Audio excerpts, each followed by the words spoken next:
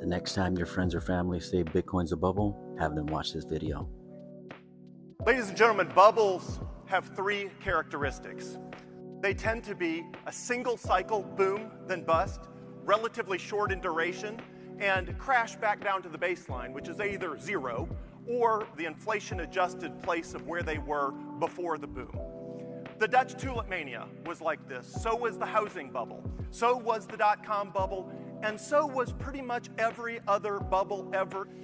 So what about Bitcoin? Well, Bitcoin is actually hard to see the price cycles because it's increased such radically in value over time. So we're going to use a logarithmic scale to look at what it looks like on a price cycle where you go from $0 to $1, then to $10, $100. It's called the logarithmic scale, which is often used for assets with this level of upside.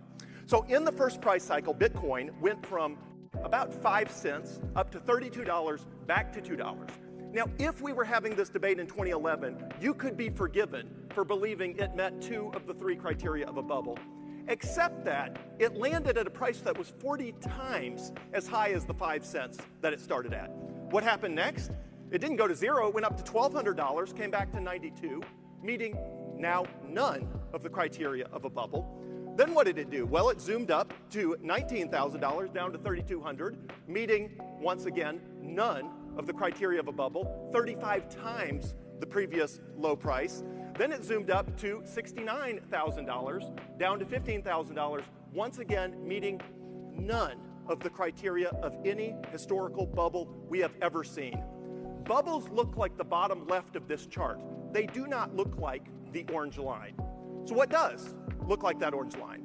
Well, it turns out every high value asset that has ever become a $1 trillion industry or asset looks just like that on a logarithmic chart. Apple, Amazon, Netflix, even gold, when you zoom out, goes through the same pattern. And all of these assets do it for the same reason. The marketplace is trying to figure out how big of a deal is this asset, how big of a deal is this industry, and what role will this commodity, technology, or company impact in the global world. Bitcoin's doing the same thing for the very same reason, which is the opposite of how any bubble in human history has ever behaved. So why is it valuable?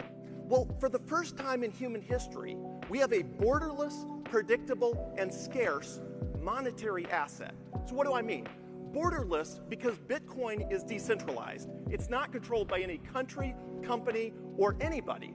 And that means Bitcoin is not like fiat currencies, which is nothing but a bunch of fiefdoms all over the world. And borderless because you don't have to have the government's permission to cross